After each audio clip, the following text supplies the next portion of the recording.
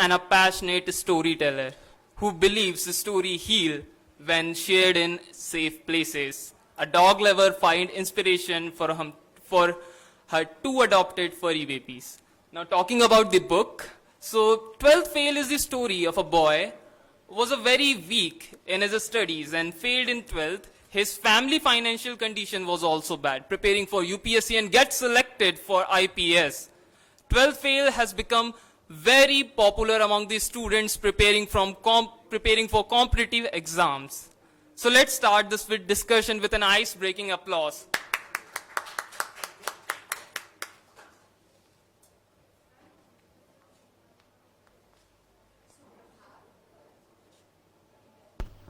Hello, सुप्रभात, सबको नमस्कार। और अनुराग जी, बहुत अच्छा लग रहा है आपसे मिलकर।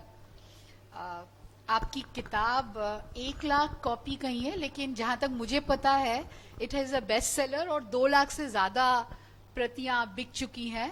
10,000 से ज्यादा फ्लिपकार्ट में लोगों ने कमेंट किया है और लाइक किया है, जो बहुत बड़ी बात है। और सबसे अच्छी बात तो ये है कि आपने एक ऐसी चीज के बारे में लिखा है जिसको बोलने से ही धकधकी होने लगती है। अगर आपको कोई बोले फेल फेल तो दिल की धड़कनें बढ़ जाती हैं, पसीना आने लगता है और बेहोशी तक छाने लगती है स्टूडेंट्स को अगर ये कहा जाए। तो ऐसी एक किताब जो 12th फेल और उसके आगे आपने हारा वही जो लड़ा नहीं, तो बड़ी सुंदर किताब है और पतली सी किताब है, 175 पेजों की। तो मैंने जब पढ़ना शुरू किया तो मैंने सोचा रुक रुक के आराम आराम से पढ़ूंगी रस लेके, लेकिन जब एक बार शुरू किया तो रखते नहीं बना। इतनी बढ़िया किताब आपने लिखी है। और मोटिवेशनल किताब मुझे याद है, आई थिंक डेल कार्नेगी की मैंने पढ़ी थी, how to win friends and influence people. उसके बाद अगर मुझे कोई बहुत ही अच्छी किताब लगी है ऑनेस्टली तो अनुराग जी की ये किताब।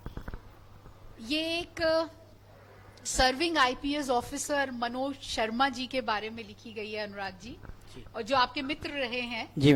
तो सबसे बड़ी बात यह है कि जब आप मोटिवेशनल स्टोरीज की बात करते हैं तो एक काल्पनिक जब किरदार होता है तो उससे आप मोटिवेट होते हैं, लेकिन जब आप किसी ऐसे किरदार की बात करें जो जीता जागता है, जिसे आप देख सकते हैं, जो चलता फिरता बोलता है, तो उससे आप और ज्यादा कनेक्ट होते हैं। तो सबसे पहले मैं आपसे ये पूछना चाहूंगी अनुराग जी, अपनी इस लेखन यात्रा के बारे में हमें बताइए। आपको कब लगा कि ये मनोज शर्मा जी के बारे में लिखना चाहिए और कैसे शुरू हुई आपकी ये लेखन यात्रा? धन्यवाद मैडम, सभी लोगों को बहुत बहुत धन्यवाद। 12th फेल बेस्ट सेलर हुआ है और अमेजन पर भी काफी समय तक नंबर 1 पे रही थी ये किताब। लोगों ने पसंद की है। पसंद करने का मुझे जो लगता है सबसे बड़ा कारण है कि जो लोग कंपटीशन की तैयारी कर रहे हैं उन्हें इस किताब में अपनी कहानी दिखाई देती है। इस कहानी में, इस उपन्यास में जो किरदार हैं, जो पात्र हैं, जो चरित्र हैं, प्रत्येक पढ़ने वाला जो स्टूडेंट है या जो भी है वो ये महसूस करते हैं कि ये उनकी कहानी है। क्योंकि आजकल जो कंपटीशन का माहौल है वो एक कठिन कंपटीशन का दौर है, जिसमें सफलता बड़ी मेहनत के बाद मिलती है, असफलता भी मिलती है। और ये जो कंपटीशन है उसमें कई परीक्षाओं के चरण होते हैं, जिसमें सफल होता है, फिर असफल होता है, फिर इंटरव्यू, फिर इस तरह की एक लंबी प्रक्रिया के बाद कोई जाके सफल होता है। तो ऐसे में असफलता मिलना स्वाभाविक है। तो जब स्टूडेंट्स ने या लोगों ने इस किताब को पढ़ा तो उनको ये लगा कि ये जो मनोज कुमार शर्मा का कैरेक्टर है वो उन जैसा है, कई मायनों में उनसे भी कमतर है। और इतना कमतर है, अक्सर हम कहानियां सुनते हैं कि किसी बच्चे की आर्थिक स्थिति ठीक नहीं है और उसके बावजूद वह सफल हुआ, उसने कोई लक्ष्य हासिल किया। यह हो सकता है कि किसी की आर्थिक स्थिति ठीक नहीं होती है, उसके बावजूद वो सफल हो सकता है, वो कहीं मेहनत कर सकता है, कुछ कमा सकता है। यहाँ समस्या 2 हैं। आर्थिक स्थिति तो नहीं ही है ठीक, दूसरा उनकी जो शैक्षणिक योग्यता है वह भी एकदम ऐसी है कि जिसमें वो 12th भी पास नहीं कर पाए। और हिंदी छोड़ के सभी विषयों में वो फेल हो गए, क्योंकि नकल नहीं हो पाई थी इसलिए फेल हो गए। लेकिन उसके बावजूद उन्होंने अपनी जो इच्छा शक्ति है उसको मजबूत बनाए रखा, और किस तरह से किस यात्रा के साथ वो सफल हुए। तो पढ़ने वालों को ये लगता है कि ये तो मुझसे भी कमतर हैं, मैं तो केवल या तो आर्थिक स्थिति में कमजोर हूं या पढ़ाई की स्थिति में कमजोर हूं, तो मैं कवर कर सकता हूं। तो इस किताब को पढ़ने के बाद कई लोगों के मेरे पास जब फोन आए या मुझसे बात हुई, तो वो ये कहते हैं, सर जब मनोज शर्मा ने कर लिया तो मैं तो कर ही सकता हूं, क्योंकि मैं उनसे योग्य हूं।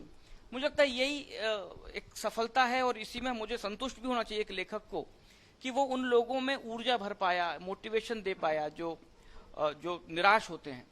अब आपके प्रश्न पर आता हूं मैं। आपका प्रश्न ये था कि आप मेरी यात्रा कैसी रही लिखने की। जो किरदार है मनोज कुमार शर्मा का, वो देखा हुआ किरदार है, उनका जीवन देखा हुआ जीवन है। मैं उनका बहुत पुराना मित्र रहा हूं, और इस उपन्यास में जितने किरदार हैं सभी लगभग, चूंकि कई जगह कुछ नाम भी बदले हैं, लेकिन अधिकतर जो किरदार हैं वो हैं। तो मनोज कुमार शर्मा को मैं काफी समय से जानता हूं, उनका संघर्ष मैंने देखा था, उनकी पढ़ाई का संघर्ष देखा था, उनका आर्थिक संघर्ष देखा था, उनका जो जीवन के प्रति जो दर्शन था वो मैंने महसूस किया था।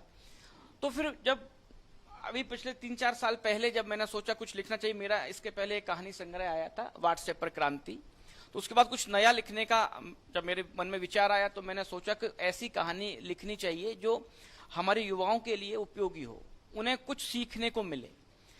तो फिर मैंने मनोज कुमार शर्मा की कहानी को दिमाग में रखकर एक उपन्यास लिखा। संयोग से या लोगों के स्नेह से वो सफल हो गया। तो मनोज कुमार शर्मा की यात्रा का मैं नजदीकी गवाह रहा हूं, जिस कारण से मैं उनके बारे में एक सटीक चीज लिख पाया हूं। और ये चीज मैंने अनुराग जी देखी है, जब मैं किताब पढ़ रही थी तो मुझे यही लगा कि इतनी सटीकता से, इतने अपनेपन से, इतने प्यार से और इतना सजीव चित्रण वही कर सकता है जिसने किरदार को बहुत पास से देखा हो। तो ये पूरी किताब में झलकता है कि आपने बहुत करीब से उनकी इस यात्रा को देखा है। और जो फेल होने की बात कही, तो मुझे बड़ा दर्शकों को बता दूं कि जब वो आईएएस के इंटरव्यू के लिए जाते हैं और उनसे पूछा जाता है कि आप 12th फेल हो गए हैं और आप आईएएस के इंटरव्यू के लिए आए हैं, तो वो एक से और क्यों फेल हुए थे, तो वो बिल्कुल झिझकते ही नहीं है। वो कहते हैं उस दिन एसडीएम साहब आके स्कूल में बैठ गए थे परीक्षा के समय और उन्होंने नकल नहीं होने दी। उससे पहले सारे लोग पास हो जाते थे, क्योंकि स्कूल में मुरैना में ये प्रचलन था कि भाई विद्यार्थियों को बोला जाता था आकर बैठ जाओ और पास तो हो ही जाओगे।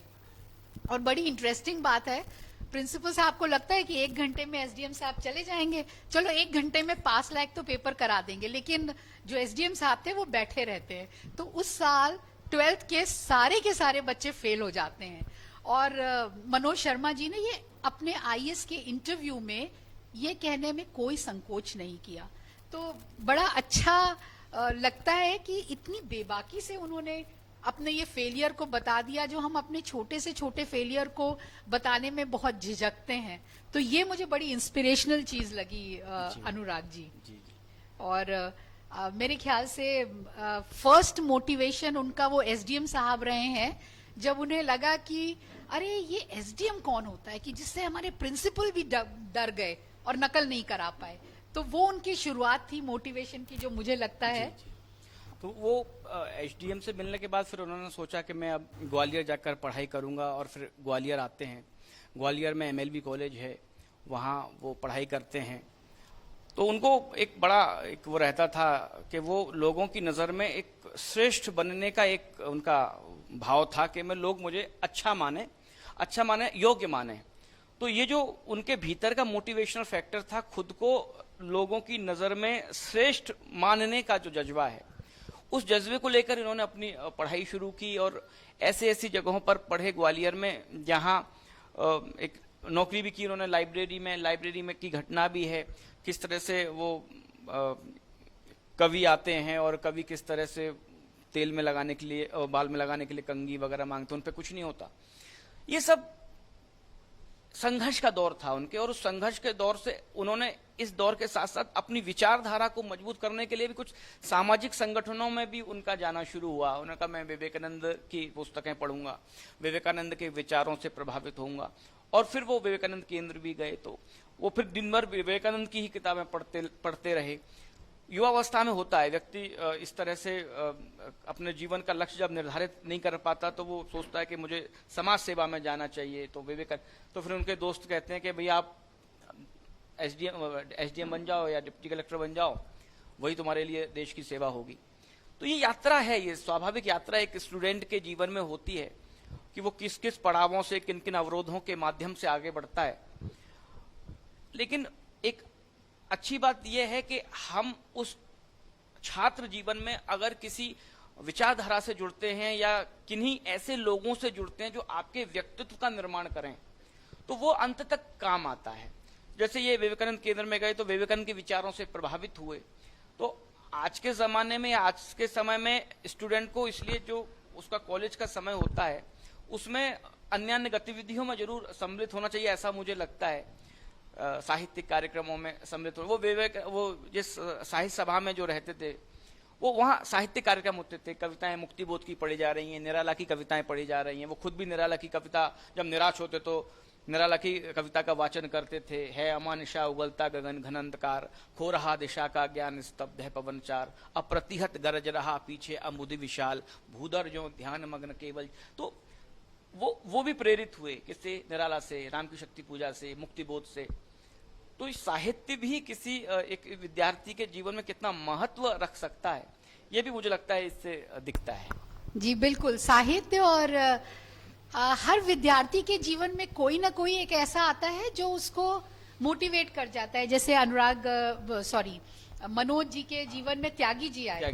त्यागी जी से वो बहुत प्रभावित थे। त्यागी जी जो भी बातें करते थे, चाहे वो प्रेम से संबंधित हो या सफलता से संबंधित हो, तो त्यागी जी का जो मुझे पुस्तक में दिखता है कि त्यागी जी का एक बड़ा प्रभाव रहा है उनके जीवन में।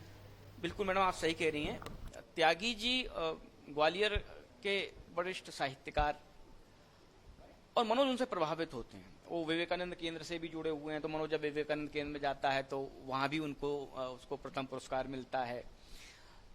और त्यागी जी की जो विचारधारा है, उनका जो सोचना है, उनका जो चिंतन प्रणाली है, उससे बड़े प्रभावित हुए प्रेम के संदर्भ में कि प्रेम क्या है। भाई आपने मुझे जगत जीवन का प्रेमी बना रहा है प्रेम तुम्हारा, एक कविता है। तो यदि मनोज श्रद्धा से उपन्यास में प्रेम करते हैं तो उसका अर्थ यह है कि एक के प्रति प्रेम करते हैं तो आप किसी दूसरे से नफरत कर ही नहीं सकते। ये त्यागी जी ने उनको विचारधारा दी कि अगर तुम श्रद्धा से प्रेम करते हो तो तुम्हारे मन में किसी दूसरे के प्रति नफरत का स्थान बचता ही नहीं है। और अंत तक हम देखते हैं जब अंत में मनोज पांडे के घर जाता है उसको माफी मांगने या उसको वापस लेने के लिए, जब वो उससे नाराज होता है तो वो श्रद्धा पूछती है कि भाई उसने तो तुम्हारे साथ अच्छा व्यवहार नहीं किया, तो फिर तुम उसको, तो वो हरपाल सिंह की 5 बातें उसको याद आती हैं कि जिसने आपके साथ कभी भी अच्छा किया हो उसके साथ कभी बुरा नहीं करना चाहिए। तो ये जो आपके जो आदर्श होते हैं, जो आपके गुरु होते हैं, जो आपकी किताबें होती हैं, उनको ठीक से जीने की और समझने की अगर व्यक्ति के भीतर एक शक्ति होती है तो मुझे लगता है उसको सफलता थोड़ा जल्दी मिल सकती है। तो ये जो पंक्तियां मुझे बहुत पसंद आई किताबों में, त्यागी जी उनसे कहते हैं, यदि प्रेम है तो विचलन का तो प्रश्न ही नहीं उठता। प्रेम तो स्थिर करता है, एकाग्र करता है, मन की सारी नकारात्मकताओं को दूर करता है। यदि आप प्रेम में हैं तो आप जो भी कार्य कर रहे हैं वो उत्साह से करेंगे, प्रसन्नता से करेंगे, पवित्रता से करेंगे, एकाग्रता से करेंगे। तो मुझे ये बहुत ही त्यागी जी ने जो मनोज जी से कही तो मुझे बहुत ही पसंद आई। और इसी को आगे लेकर चले तो बड़ी रोचक सी चीज है कि जो पढ़ने की, लक्ष्य धारण करने की उम्र होती है वही प्यार करने की भी उम्र होती है। अब आप युवावस्था में प्यार नहीं करेंगे तो कब करेंगे? और आपसे हमेशा कहा जाता है कि अभी ध्यान लक्ष्य पर रखिए, प्रेम को किनारे रख दीजिए, प्रेम के बारे में मत सोचिए। तो इस चीज के बारे में मैं कहूंगी कि मुझे एक बड़ी सुंदर सी चीज उभर कर आई इस किताब में कि प्रेम आपका बहुत बड़ा सहारा हो सकता है। श्रद्धा जी जो थी, मुझे लगता है मनोज जी जो भी बने हैं उनमें श्रद्धा जी का एक बहुत बड़ा योगदान था, और उस प्रेम ने उनको कभी भटकने नहीं दिया। उस प्रेम ने हमेशा उनको सहारा दिया, ऊंचाइयां दी, इमोशनल सपोर्ट दिया, फाइनेंशियल सपोर्ट दिया, हर तरह का सपोर्ट दिया। तो इसके बारे में अनुराग जी कुछ बताइए। जैसे मैडम आपने ही कहा कि जो उम्र पढ़ाई की होती है वही उम्र प्यार की भी होती है। ये हम पर निर्भर करता है जो प्रेम कर रहे हैं कि वो उसको अपने पैरों की बेड़ी बनाता है या पंख बनाता है।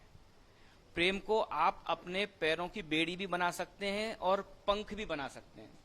मनोज ने अपने प्रेम को अपनी बेड़ी नहीं बनाया कि जिसमें वो फंस के गिर जाएं। उन्होंने उसको पंख बनाया। श्रद्धा के प्रेम के सहारे या उसके प्रेम के कारण से उसमें पढ़ाई करने की, उसमें अपने लक्ष्य को पाने की जो जद्दोजहद है वो बहुत महत्वपूर्ण रूप से बढ़ी, और सफलता में भी श्रद्धा मनोज को कहती भी है कि यदि तुम में योग्यता, जब मनोज नहीं होता उनका एक अटेम्प्ट में, तो मनोज से कहती है कि अगर तुम में योग्यता नहीं होती मैं तुमसे कभी नहीं कहती, लेकिन अपनी योग्यता के साथ न्याय न करना, अपने साथ और इस समाज दोनों के साथ अन्याय करना होगा। तो इस तरह का मोटिवेशन श्रद्धा ने मनोज को दिया, तो उसका भी मनोज को एक फायदा भी हुआ, और प्रेम का एक अलग तरह का स्वरूप मुझे इस उपन्यास में रखने का मौका मिला। बिल्कुल, पूरे उपन्यास में अब मोटिवेशन की तो उम्र जा चुकी थी, लेकिन प्रेम वाला जो पार्ट है मुझे बहुत ही अच्छा लगा, और मैं बहुत कनेक्ट कर पाई इससे कि सारे माँ बाप अगर यहाँ पे जो हैं, जो बच्चों को कहते हैं कि भाई प्रेम से अलग रहो, तो प्रेम बहुत बड़ी शक्ति बन सकता है, पंख बन सकता है, जैसा कि अनुराग जी ने कहा। और अनुराग जी, हमेशा मैंने देखा है कि जो भी लेखकार होते हैं या ऑथर्स होते हैं, वो जब किताब लिखते हैं तो लिखते लिखते इतने गहरे तक वो उनमें समा जाती है कि उनमें अपने आप में कोई बदलाव आ जाता है। तो एज अ ऑथर, आप लेखक हैं, मैं जानना चाहूंगी कि ऐसा क्या बदलाव आपने अपने आप में पाया पुस्तक लिखने के बाद? बहुत अच्छा प्रश्न है मैडम ये। मुझे ऐसा लगता है पुस्तक लिखने के साथ भी, साथ में इस जीवन यात्रा के साथ में रहने के कारण भी हम ये महसूस कर पाते हैं कि एक व्यक्ति अपनी योग्यता को कभी भी निखार सकता है। पहली बात, वो कभी भी निखार सकता है, उसकी योग्यता कभी भी अपनी मेहनत के माध्यम से वो कभी भी निखार सकता है। दूसरी बात, अपने किसी लक्ष्य को प्राप्त करने के दौर में यदि उसे असफलता भी मिलती है, तो जैसा इसमें श्रद्धा का एक अल्मोड़ा के स्कूल में एक जो भाषण है उसमें वो कहती है कि मैं इन माता पिताओं से भी ये कहना चाहूंगी, अगर आपका बेटा असफल भी हो गया है तब भी आप उसे प्यार करें, आप उसे प्रोत्साहन दें। केवल तभी आप उसे प्रेम न करें जब वो सफल हो जाए, क्योंकि हो सकता है कि अगर वो आज असफल हो गया है तो कल कोई दूसरी राह चुनकर वो सफल हो जाए। तो अगर आपको असफलता भी मिलती है तो ये अंतिम असफलता तो नहीं है, उसके बाद आपको कहीं ना कहीं सफलता जरूर मिलेगी। तो आपका जो प्रश्न है कि इस लेखने के दौरान आप में मुझ में क्या अंतर आया, तो मुझे लगता है अंतर है कि जब हम अपने बच्चों को देखते हैं, जब मैं अपने बच्चों को देखता हूं और उनकी पढ़ाई को देखता हूं, कभी कभार उनके नंबर ठीक नहीं आते या कभी कभार उनको असफलता भी मिलती है, तो हमको एक सकारात्मक दृष्टि से उनको देखना चाहिए। आजकल जो कंपटीशन बढ़ रहा है कि आप 90%, 95% आए तभी आप योग्य कहलाते हैं। कई बच्चे 10th में 12th में सफल नहीं हो पाते तो यहाँ तक कि वो आत्महत्याएं भी कर लेते हैं। ये बहुत बड़ी विडंबना है इस हमारे शैक्षणिक सिस्टम की, कि हम एक परीक्षा के माध्यम से उनका पूरा व्यक्तित्व, पूरी योग्यता को आकलित कर लेते हैं, जबकि हो सकता है कि वो इस परीक्षा में असफल हो, वो कुछ और कर लें, वो आगे निकल जाएं। तो इसलिए कभी भी दबाव बना के बच्चों पर अधिक अपेक्षा नहीं करना चाहिए कि आप करो ही, यही करो, अदरवाइज आप फेल हो गए, आप असफल हो गए, आपको इस दुनिया में आपको कोई पूछेगा नहीं। ऐसा नहीं है, हो सकता है वो कुछ और कर ले, नहीं बन पाए इस रास्ते में तो कुछ और दूसरा रास्ता चुन ले और उसमें आगे बढ़ जाए। तो जो बच्चे परीक्षाओं में असफल होते हैं या कम नंबर लाते हैं, मेरी दृष्टि उनके प्रति बड़ी सकारात्मक रहती है। मेरे पास कई फोन भी आए मैडम कि सर मैं खुद भी 12th में फेल हो गया था, मुझे एक किताब पढ़ के बड़ा अच्छा लगा। मैंने कहा तुम फेल हो गए थे तो कोई दिक्कत नहीं है, तुम अब आगे मेहनत करोगे तो मुझे मेरे भीतर जो एक परिवर्तन आया है, या परिवर्तन न कहें उसको, और मजबूती से मेरे भीतर जो भाव विचार आया है कि यदि आपका बेटा, आपका रिश्तेदार, आपका परिचित कोई अगर असफल भी हो रहा है, किसी भी क्षेत्र में असफल हो रहा है, उसको आप खारिज नहीं करिए। वो खारिज नहीं हो रहा है, वो कुछ भी आगे कर सकता है। तो मुझे तो बिल्कुल मेरा मानना है, एक साइकोलॉजिस्ट हूं और काउंसलर हूं, और जब रिजल्ट्स आते हैं तो बहुत सारे बच्चे और पेरेंट्स पास आके खड़े हो जाते हैं कि अब इसका क्या होगा, ये तो फेल हो गया। तो मुझे बहुत अच्छी चीज लगी अनुराग जी जो आपने कहा, जब हम सफल होते हैं तो सारी दुनिया हमारे साथ खड़ी होती है, पर जब हम असफल होते हैं तो शायद हम अपने माँ बाप की आंखों में वो प्यार देखना चाहते हैं कि कोई बात नहीं, आप असफल हो गए हो लेकिन हम आपके साथ हैं। तो जैसा कि मनोज शर्मा जी की माता का बहुत बड़ा योगदान रहा है, उन्होंने कभी भी उनकी असफलताओं को अपने दिल से नहीं लगने दिया और हमेशा उनके साथ खड़ी रही। मनोज शर्मा जी ने इसका जिक्र भी किया है आपकी किताब में बड़े सुंदर ढंग से। तो हर एक व्यक्ति, हर एक बच्चा, कोई एक ऐसा इंसान चाहता है जो जब वो असफल होता है तो उसका हाथ पकड़कर कहे कि बेटा अभी मंजिलें और भी हैं, ये आखिरी नहीं है मंजिल। तो ये बहुत ही बढ़िया चीज, और एज अ पेरेंट अगर आप में ये बदलाव आया है तो मैं तो रिकमेंड करूंगी कि हर पेरेंट को ये बुक पढ़नी चाहिए। और मेरा मानना है कि हर स्कूल की लाइब्रेरी में ये किताब जरूर होनी चाहिए। बहुत किताबें पढ़ती हूँ, झूठ नहीं बोलूंगी, लेकिन और हिंदी में थोड़ा कम पढ़ती हूँ, लेकिन ये 12th फेल बहुत दिनों बाद किताब पढ़ी और बहुत ही दिल को छू गई अनुराग जी। एक और बात मुझे लगती है कि ये केवल मोटिवेशनल किताब नहीं है, ये हमारे जो क्लास बी सिटीज हैं उनमें जो युवाओं के अंदर द्वंद्व चल रहा है, पारिवारिक, सामाजिक, इमोशनल, उनको बहुत अच्छा हाईलाइट करती है कि बड़े शहरों में तो बड़े बड़े सपने होते हैं लोगों के, लेकिन इन बी क्लास शहरों में और जिस वर्ग का आपने जिक्र किया है, उनके सपने पूरा करने में सबसे पहली रोक वहीं लग जाती है कि सपने ही मत देखो। तो सपने देखने के लिए प्रोत्साहित करती है। बिल्कुल इसके बारे में बताइए। ये जो कहानी है ग्वालियर की कहानी है। ग्वालियर एक महानगर नहीं है, छोटा सा शहर है, और इसमें जो भी कैरेक्टर हैं इस उपन्यास में सभी बड़े मध्यम, निम्न मध्यम वर्गीय परिवार के हैं। कोई भी आईआईटी का नहीं है, कोई भी आईआईएम का नहीं है, बीए है, कोई बीकॉम है, कोई बीएससी है, लेकिन उनके मन में जैसे उसमें एक दृश्य है कि जब मध्य प्रदेश में पीएससी होना बंद हो गई 2000 में, वर्ष 2000 में, तो सब लोग हतप्रभ हो गए कि अब क्या करेंगे और अब क्या करना चाहिए, अब गांव वापस चले जाएं। कोई कहता है मेरे पिता का ट्रांसपोर्ट का बिजनेस है तो मैं तो ट्रांसपोर्ट का बिजनेस संभालूंगा, कोई कहता है मेरे किराने की दुकान है मैं तो आराम से बैठूंगा। तो कुछ बच्चे लेकिन उसमें से हैं जिनमें मनोज कहते हैं कि मैं तो दिल्ली जाऊंगा पढ़ने के लिए, मैं तो आईएएस। उन्होंने तो मध्य प्रदेश में तो कुछ निकाल नहीं पाए, तुम आईपीएस आईएएस बनोगे, जो बेकार की बात है, मत करो, उनके साथी बोलते हैं। तो उसमें एक अंशु गुर्जर करके कैरेक्टर है, वो मनोज से कहते ठीक मनोज तुम जाओ, मैं तुम्हारी मदद करती हूँ। तो आप जब सपने देखते हो तो आपकी बाधाओं को दूर करने वाले भी आपके आसपास होते हैं, वो आपकी बाधाएं भी दूर करते हैं। तो उन्होंने, अंशु गुर्जर ने, लो तुम 10,000 दो, वो नौकरी करती थी, लो 10,000 दो, तुम मेरे भाई जैसे हो, और मनोज वो 10,000 रुपए, मैं तो दिल्ली जाऊंगा। तो लोगों ने हंसी उड़ाई कि तुम जब मध्य प्रदेश में तुम्हारी अभी तक प्रीलिम्स निकली नहीं है, तुम दिल्ली जाके तुम आईएएस की प्रीलिम्स निकालोगे, मेंस निकालोगे, इंटरव्यू निकालोगे।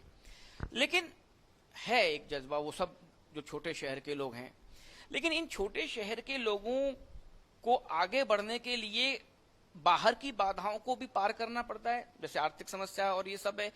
अंदर की भी कुछ बाधाएं होती हैं उनके मन में, उनके भीतर के कैरेक्टर की कुछ समस्याएं होती हैं।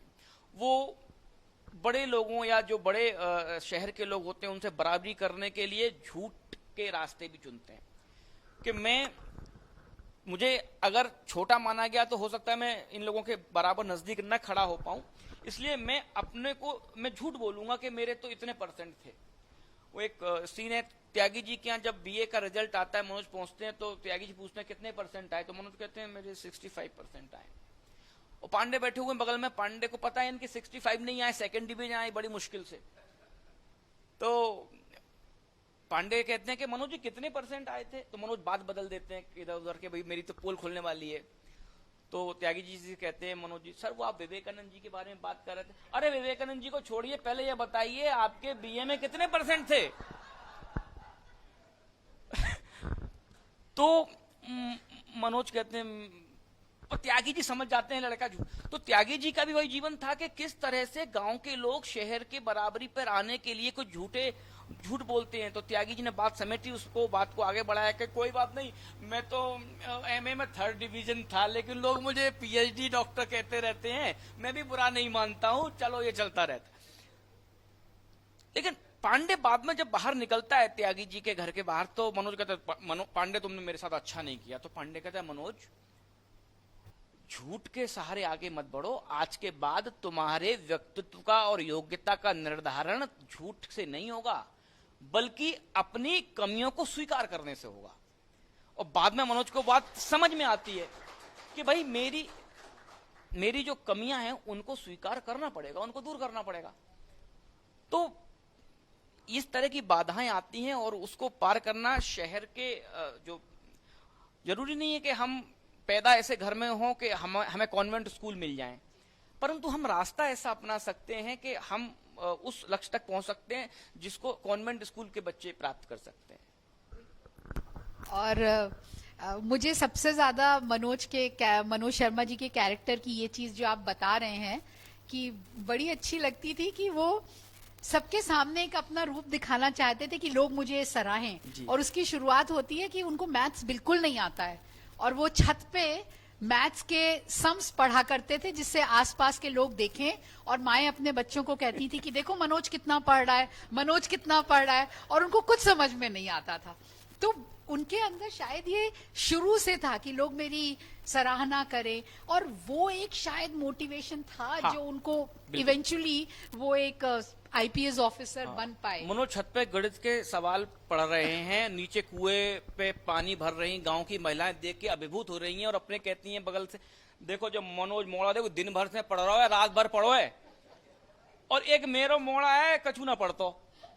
वो भाषा उनकी मुरैना की है, तो वो एक मेरो मोड़ा कछु ना पढ़तो। मनोज खुश हो गए और जैसे ही वो महिलाएं दिखना बंद हो गई, मनोज ने गणित की किताब रख के गुलशन नंदा का जलती चट्टान खोल लिया, क्योंकि उनकी जो रुचि थी, उनकी रुचि साहित्य में थी, उपन्यासों में थी, कविताओं में थी। बाद में यही साहित्य उनको लाभ दिया उसी माध्यम से। तो ये जरूरी नहीं कि आप गणित के माध्यम से, अंग्रेजी के माध्यम से आगे बढ़ेंगे। आपके जो विषय हैं, जो आपकी जो स्ट्रेंथ है उसको बढ़ाया, तो अपनी कमी को ही उन्होंने अपनी स्ट्रेंथ बना लिया। मैडम तो अनुराग जी किताब मोटिवेशनल किताब है, लेकिन उससे भी ज्यादा मुझे ये लगता है कि ये जिंदगी की फिलॉसफी के बारे में बात करती है। कुछ तो अभी आपने सवाल मतलब बताया कि फिलॉसफी जिंदगी की कैसे उभर के आती है, कुछ और इस पे प्रकाश डालिए कि बड़ी बड़ी सुंदर सुंदर चीजें छुपी हुई हैं। मैं आपके ही मुंह से सुनना चाहूंगी इस किताब की फिलॉसफी के बारे में। मैडम फिलॉसफी तो इसकी यही है, 2-3 बातें मुझे जो दिख रही हैं। पहली बात तो ये कि आप अपनी जो कमियां हैं उन कमियों को दूर करते हुए अगर आगे बढ़ते हैं तो आपको साथ देने वाले, सहयोग करने वाले लोग भी मिलते हैं। लेकिन जो और बड़ी बात है वो ये है कि आपने अपना जीवन जिस तरह के लोगों के साथ जिया है, उनकी जो विचारधारा है, जिन संस्थानों में आप जुड़े हैं, जिन साहित्यिक केंद्रों में आप जुड़े हैं, जिन कवियों को आपने पढ़ा है, उनकी जो विचारधारा है, उनकी जो फिलॉसफी है, वो आपको एक अच्छा इंसान बनाती है। सफलता मिलना, पद प्राप्त करना, ये एक पक्ष है कि मैंने अपने एक लक्ष्य के लिए मेहनत की और मैंने वो लक्ष्य प्राप्त कर लिया, ये एक पक्ष हो गया। इसकी प्रशंसा भी होनी चाहिए, लोग इससे मोटिवेट भी हो सकते हैं। लेकिन उससे भी बड़ी बात है कि आप अपने लक्ष्य को प्राप्त करने के बाद भी इंसान कैसे बनते हैं। तो मनोज जब त्यागी जी से जुड़ा रहता है, मनोज जब साहित्य से जुड़ा रहता है, निराला जी की कविताएं पढ़ता है, या विवेकानंद को पढ़ता है तो एक अच्छा इंसान होने की दिशा में बढ़ता है, जो मुझे दिखा, जो मुझे लगा। और जब जिसका उसका रिजल्ट आता है और उस दिन एक सिपाही पूछता है कि भाई क्या रिजल्ट रहा, उसने कहा आईपीएस, तो सिपाही सलूट मारता है उसको, बाहर खड़ा हुआ यूपीएससी के सामने। तो मनोज उस सिपाही को गले लगाता है। तो सिपाही भी ऐसे आईपीएस से पहली बार मिल रहा है जो एक सिपाही को गले लगाता है।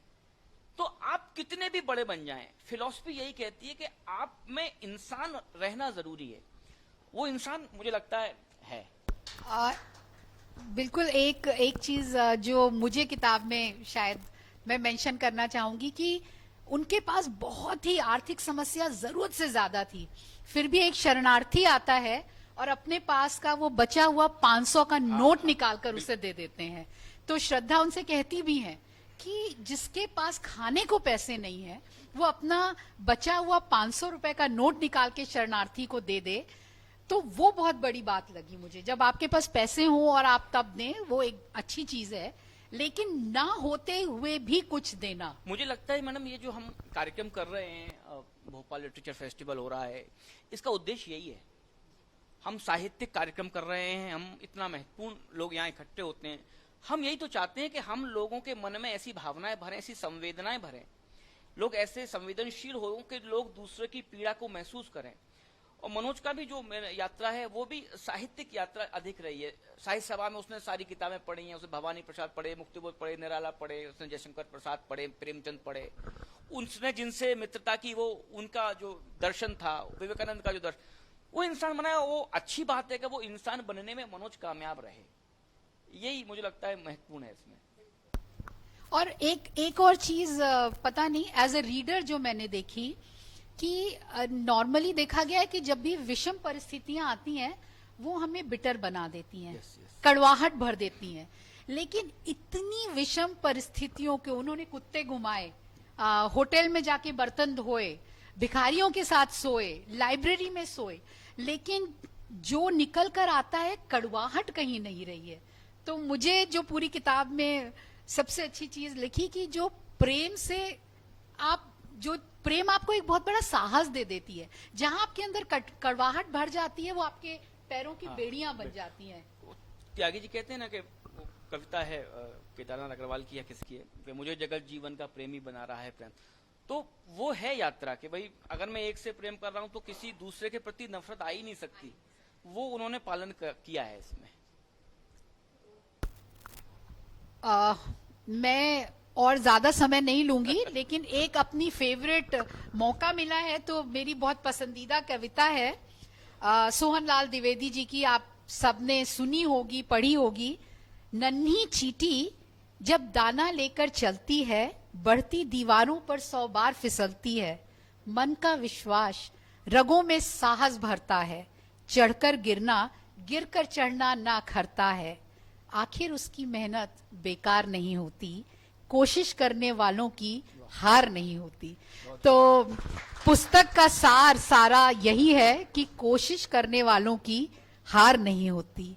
लहरों से डरकर नौका पार नहीं होती, कोशिश करने वालों की हार नहीं होती। Thank you, Mr. Anu. The Memento is the painting made by Padma Shri Bhuri Bai, an eminent and a fine piece of art.